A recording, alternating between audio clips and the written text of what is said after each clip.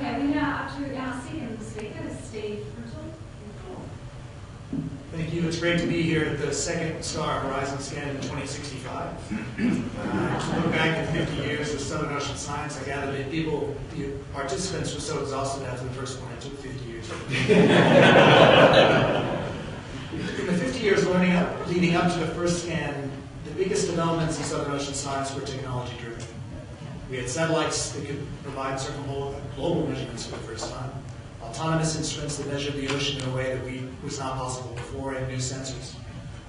And in the last 50 years, from 2014 to 2065, the same is true. We're now measuring the ocean with fleets of tens of thousands of autonomous vehicles that are fueled by nuclear batteries that have decade-long missions and measure everything, the entire ocean, from surface to the deep ocean, including beneath the sea ice and any ice shelf cavities. They measure a range of physical, biological, and chemical properties that were inconceivable in 2014. For example, environmental DNA and proteomics tell us not only what's there, but what it's doing, measured by these vehicles in real time. The ships are still needed. Most of them are sail-powered now. But they lower instruments that in 2014 were at the size of several buildings, and they measure the things that the submarines can't measure. The science has changed because we're actually measuring the phenomena that we're trying to understand, which in 2014 was still a bizarre idea. So what are those measurements told us? Well, they've confirmed the role of the Southern Ocean in the global system, climate and otherwise. But what have they said? What's happened to the Southern Ocean environment over the last 50 years? Well, it's warmed. That's surprising. The surface is 2 degrees C warmer than it was. The deep Southern Ocean is warming more rapidly than any other deep part of the ocean. It's now about 0.6 of a degree warmer at 1,000 meters than it was in 2013. Salinity has changed. It's fresher both near the surface and down deep, and that's because there's more precipitation as the global hydrological cycle has spun up in a warmer world. And the increased ice melt is also freshening ocean waters. Stratification has reduced. The change has been on the order of 10 or 20%. It's not huge. It's restricted a bit of nutrient input, and it's also restricted the amount of oxygen getting into the ocean.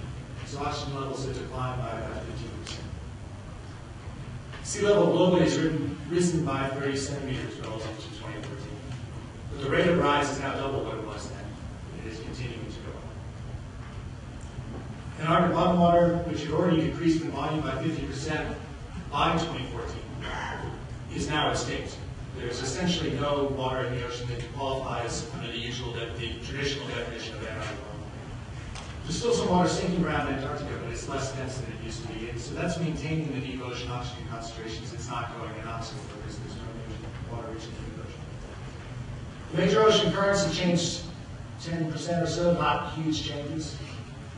The subtropical gyres have shifted south, so in effect, the size of the Southern Ocean has decreased over those 50 years.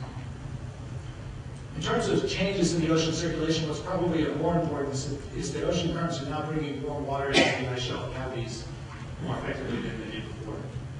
And that's increased basal melt of ice shelves by a factor of 10. The thinning of the ice shelves has also allowed the ice shelves to float free of some of the seafloor topography, and that's also led to eastward ingress of warm water and further melting. So the ice shelves are melting more rapidly. Most of the changes I've talked about are not so dramatic, maybe 10 or 20% over 50 years. Part of the reason is that the Southern Ocean, its current systems, and the fact that it can store a huge amount of heat continues to buffer high southern latitudes against against climate change.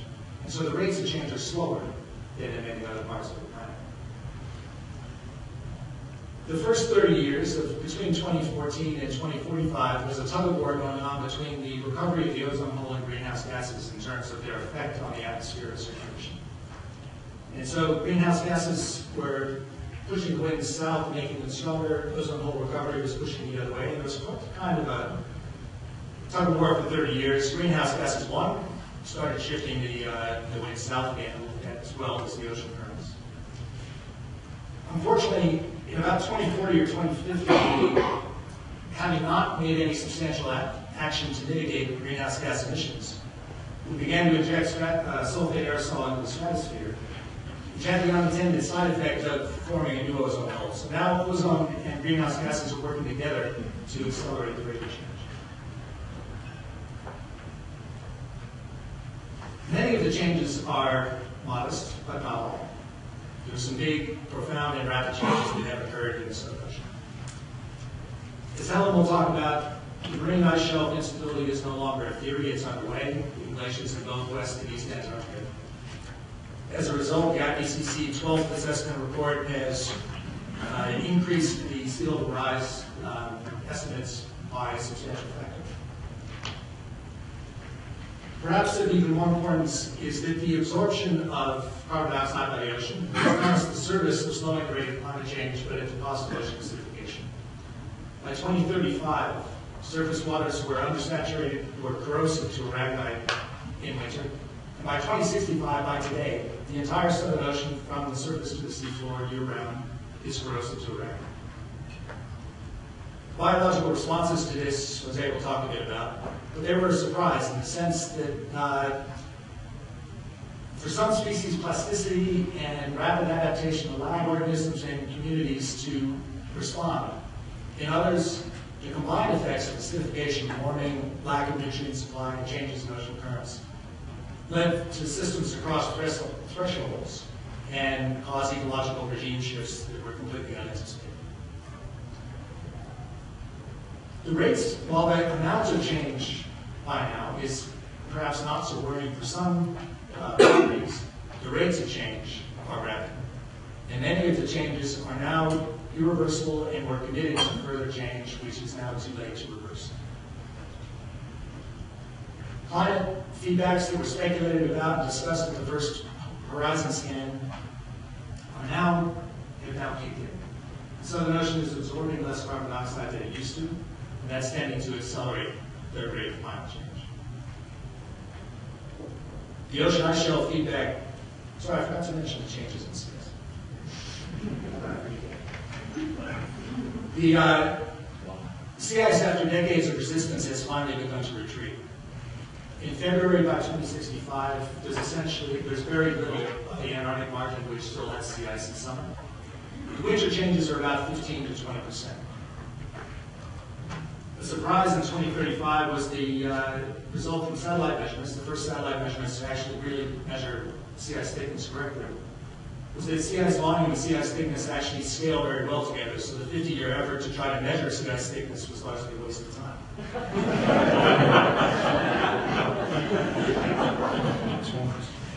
When we, at this second scan though, it's a sobering time to think about the decline in support for Antarctic science.